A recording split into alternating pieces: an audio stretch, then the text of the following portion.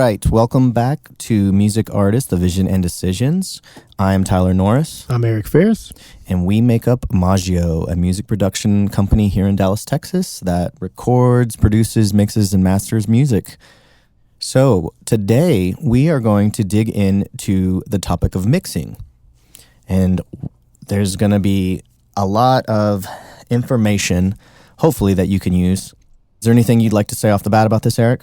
Well, this is actually your specialty. It is. So I would just state how important it is and how all the pieces of putting a song together, from writing and producing and mixing, they're all equally important. But I think this would be a good chance to explain to those that maybe haven't gone through the process before what it entails. And Yes. so they'll know more about it. Yes. So I get asked a lot of times, when we record, is it done? Well, no, it's not. It has to go to the mix process. Well, what is the mix process? And that is kind of basic thing we'll touch on really quick. So the mix process is where you take all the different multi-tracks, kick, drum, snare, vocal lead, backgrounds, and you balance them out and make them sound good together. And then you do creative things like effects, like reverbs, delays, and you can even do different things like muting instruments here and there. So the whole idea is to make the song cohesive and sound together and not sound like a bunch of different parts all played at separate times. That's kind of like my real quick basic rundown of what a mix is. There is a lot more that goes into it, but it helps to understand, Baking a cake, you can get all the ingredients, but that you can't stop there. You've got to mix them all together. You've got to cook it, and so then at the end of it, you have a cake. So that's a simple analogy. Yeah, now I'm hungry. I know, right? So on the mixing, it's more than just levels. And since I deal with a lot of artists, and we're the early portion of the songwriting and producing, and usually when I'm producing, they'll make a comment about how they wanted to hear something, and I'm like, well, that's usually in the mix process. And one of the questions I get is like separation between certain instruments. So I get that a lot, because most of the time when you're producing, you're going fast and you're just trying to get the ideas and the vibe of the song, and I know that that'll be addressed in the mix.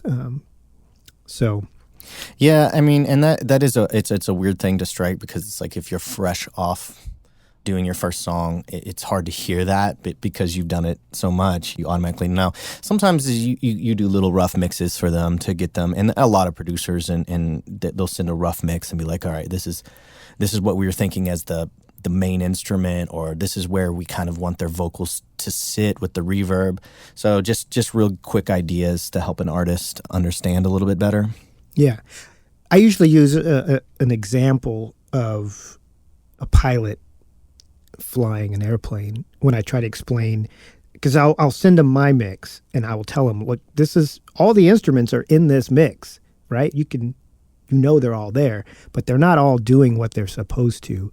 And what I tell them, like when a pilot is flying, it's all fine if they can see all their surroundings, but what if they're flying through fog and they're relying on all their dials and everything and their experience to know what to do to get to where they need to go? An engineer, that's what they do and that's what they're good at, knows how to just look at something. They can look at the EQ on this kick and they'll be like, yeah, that's not going to work. Yeah. So it's a lot of integral small things that have to go into making the bass and the kick speak better in the final mix. Yeah, it is a lot that goes into it, and it is a lot of hearing and coming up with ideas, and once you've done it for so long, it's much easier to get from point A to point B. Well, a lot of it is experience, because you've tried things before and you know what really works exactly in the mix, and that's a reason to use a seasoned engineer, because they've sort of gone through different scenarios before. Some things don't work as well as others, but when they do work, it's pretty magical. So yeah, it's an interesting process, and it can be very tedious. People always ask, can I sit in the room and watch you mix? And honestly, no. The reason I say no is I know a lot of other engineers do it, but I mean, it honestly takes me out of my flow state because it's just like having someone sit there and look over my shoulder and them being like, well, where are you going to turn up the bass? And it's like, well, that comes later. Like, let me get to it. So it can just be very tedious and very much like listening to a kick drum, doom, doom, doom, doom, for like, well, in your head, you know what you're doing. Right. And if you're a spectator, you don't really know what's going on in your head without you just verbalizing everything you're doing. It's kind of the same thing in the producing right. World as well. I need to go down this path to get the sound that I want, but it's a process. So exactly. The other thing is people always ask, like, when is it ready for a mix? And if you're recording with me or Eric, what we like to do is you come in, record, and you sit with, like, let's say the final like vocal comp, which means composite of all the different vocal takes to make the one that sounds the best, we think. Sit with that, see if you have any adjustments, and then if you don't and you think everything is all working together, that's when it's ready for a mix. And then after that process is done, and then what you want to do is whoever you're sending it to mix, if you're sending it off to mix, you need to contact them and ask them how they like the files delivered, because it can be very tricky for a mixing engineer, and some of them just will flat out tell you in like their emails or their website, like, this is how I want my files delivered. But if I get like 60 tracks and they're all labeled like 0001 and 0002, that's like too much tedious work for me to do because I don't know what goes where. And it's just going to be much faster for you to label them all and get them all right and then get the file structure right. So that's just something all you got to do is just reach out to the mixing engineer you're going to use and make sure that the files that you're sending off are correct. Yeah, I was going to say I have been chastised many times as a younger producer about labeling my tracks, and and audio 1 and audio 2 doesn't count as labeling. So I've gotten to the point, well, since I work with you primarily for mixing, I know how you like the sessions to be set up, and it's real similar to the way I do it. So it's just something that you have to really be adamant about. And it's best, I found this out a long time ago, it's best if you name the track before you hit record, right, than afterwards, because it stamps it with the right name in the audio files. At least it does in Pro Tools. I don't know other ones. Yeah, no, absolutely. And then kind of along that line, you want to let them know what a lot of them will ask for what the key is, what the BPM is. And then I like to get on the phone with every single person I'm mixing for and talk to them and be like, okay, what is the focal point of the song? Where are you seeing the song? How are you hearing it? That can also come with sending them references. And these are references, like we've talked about references for production. Now, these were references for like sound. Like, I really like the way this vocal sound is, or I really like the way the instruments sit in this mix. And that gives us a good foundation as a mixing engineer to start being creative and get our foundation and then work from there. So I would highly recommend sending references, maybe 1 to 2 references that you're like, this is where I want my song to be. The other thing is, the reason I also hark on just file management and file naming and structure is because when you send it off to your mixing engineer, you want them to be creative and you want them to really focus on your mix and bring your art to the next level. But if they're having to sit there and just tediously go through and rename stuff for hours, it can be draining. And then they start to lose that creative process, and it's just something that you don't want from your mixing engineer. Yeah, you want them to spend the majority of their time actually mixing and, right, and working on the song itself. So when you send it off, there's a couple things to consider: the pricing of mixing and then how long it's going to take. So I like to ask each person I send that sends me a mix what their hard deadline is. I just want to make sure that they're not going to miss anything. Like we've talked about this with production as well. It's just better if everybody is on the same page in terms of deadline. As for pricing, when it comes to mixing, it can vary greatly depending on the engineer you use and the amount of tracks that you have. I would say entry-level mixing engineers are anywhere from $50 to $150 a mix. And then $200 to $600 a mix is you're getting into more experienced engineers, people that have been around for a while. It's kind of where I sit. And then higher than that, you're getting up into like Chris Lord-Alge level mixes where you're paying over $1,000 for a mix. And these are people that have been top 40 or top 10 for, for years. Probably mostly work with labels, Right. but definitely have a discography that's pretty impressive. Right. And there's lots of those guys. Yeah. Yeah. So, and then a lot of engineers, like I like to do, if it's too much to pay all at once, I actually prefer to do either a little bit down in the front and then in the back. And when it's finally finalized, you pay the rest of it, kind of like how we talk about production. It just keeps everybody accountable. But that's the overall pricing, so that's something to expect. A lot of engineers will do like a little price plan. You might have to pay a little bit more than you would if you do like if you split it up into 3 or 4 payments. It's the nature of breaking up the price. Exactly. It's the convenience of being able to do that. The convenience. My thing on the pricing is I realize everybody's budget's different, so you do what you can. But it's just like buying a car. There's going to be an entry level car, and it's just not going to have as many bells and whistles. Yeah, like what you're like. You get what you pay for if you're looking for. And it comes down to the amount of time probably spent on the song itself, and you want. Again, it's based on what you can afford and what you can pay. But if you're trying to be serious and you're trying to get the song out and you want it to compete against the other artists that are out there doing it, then you have to make it the best it can be. So right, and be willing to maybe invest in yourself essentially. Yeah, and you probably can't pay for the big name mixing engineers out there, but you can find something that will work for you. And to be fair, and this is a bold statement maybe, but I feel like most of the engineers in that level that maybe aren't like Chris Lord-Alge level or David Pensado, I feel like they're probably just as good. They just don't have as many. It's just it's the same with producers as well. I mean, in this business, there's a lot of talent, but there's a lot of I don't necessarily use the word luck, but it's timing, and you happen to be around the right people, and things work out. Right, you end up working on big projects and so forth and so on. And once you get one, then the next one comes along. Yeah, it tends to work like that.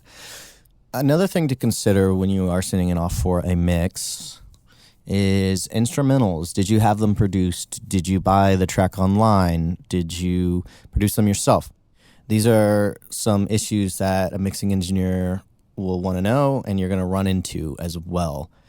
So did you have anything to say before I dive in? Oh, I've just worked with artists more, not so much producing, because if I was producing it, then I'd have all the tracks, but more consulting with artists, and they want to buy a song that they like because they've heard it, and they ask me, well, what do I need? I could just buy the song for cheap, or there's another option where I could get all the tracks separated out. Of course, I always tell them, well, the flexibility of having all the tracks is going to pay off in the end. Right.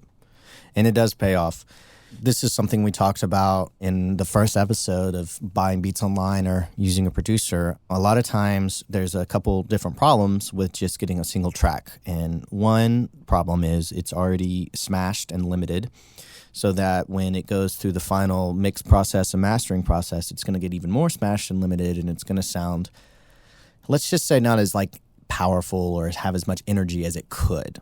The other problem is if I'm mixing in a vocal, and say we have a bunch of vocals or even a single vocal, and there's like a hi-hat that's in the frequency of this vocal, I can't really do anything to turn that down. I mean, I can add like a sidechain dynamic EQ to get technical on the track, so every time the vocal sings, it drops.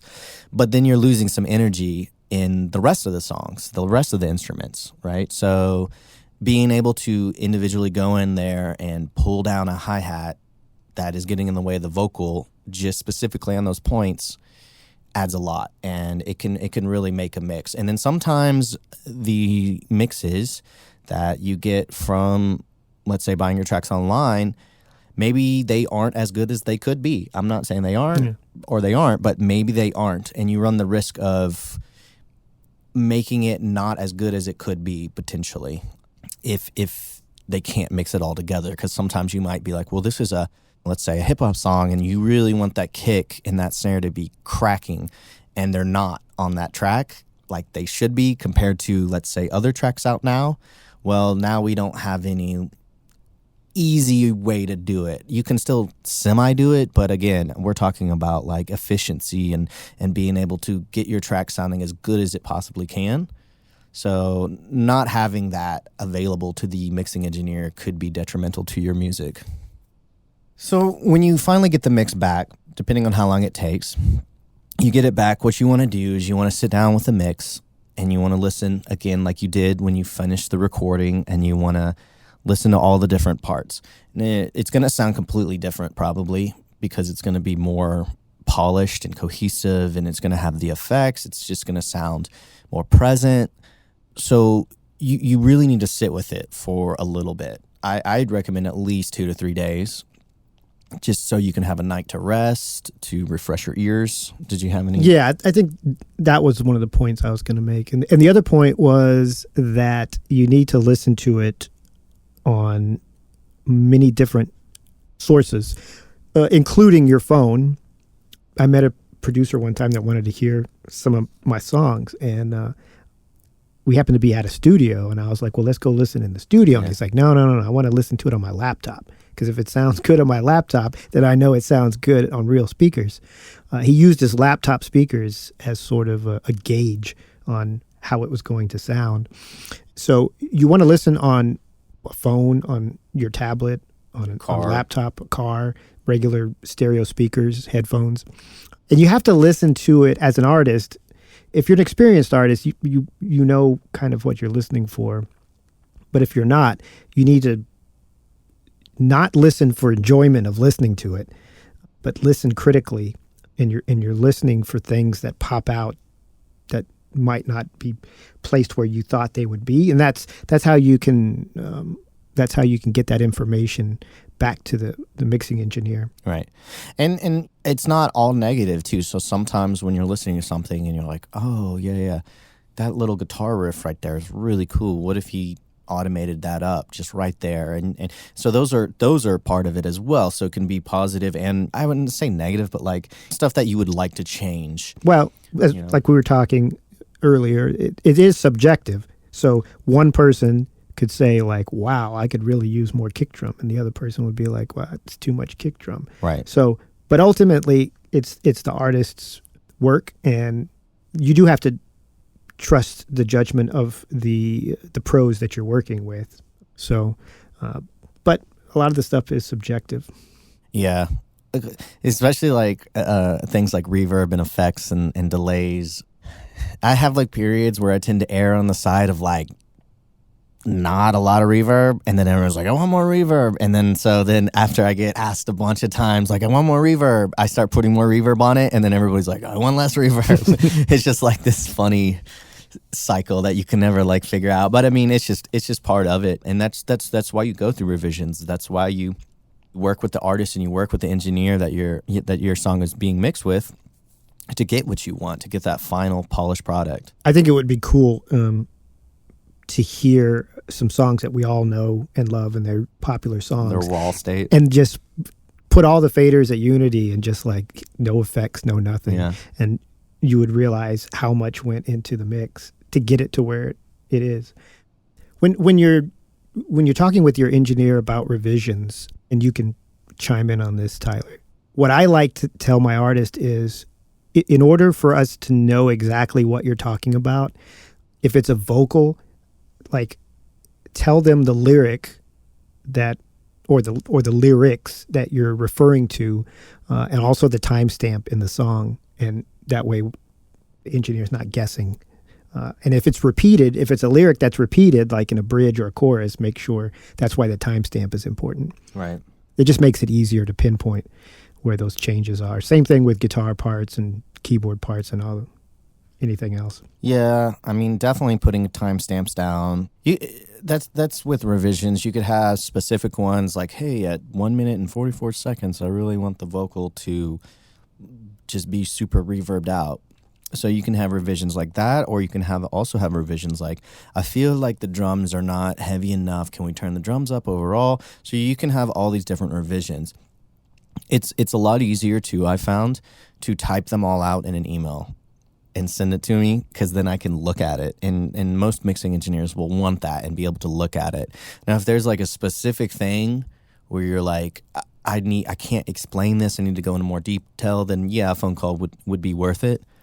But that's why I think sitting with it for 2 to 3 days and really listening to it and writing notes down as you go, and then sending one big thing with notes, it makes it a lot easier than a little note here, a little note there, a little note here, a little note there. So it's like you want to send it all at once.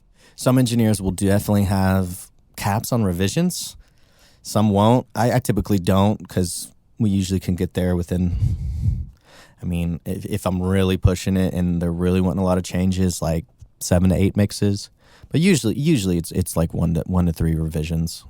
The final thing we're going to touch on is when you get the mix back and you go through all your revisions and everything's good, you love it all, you finalize the mix, you're not done.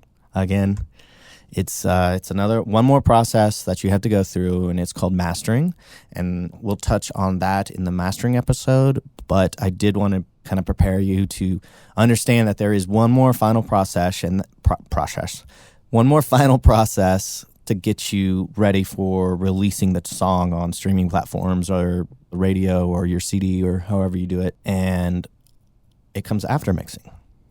Well, the anticipation is going to kill me until this episode comes out. The anticipation. So, yeah. We'll leave it on a cliffhanger. We will leave it on a cliffhanger. Well, thank you guys for joining us. Again, we are Maggio, MA6IO. You can find us at ma6io.com. My name is Tyler Norris. I'm Eric Ferris. And we hope to see you next time, like we never do, because we're on a podcast and not actually seeing you. I see people.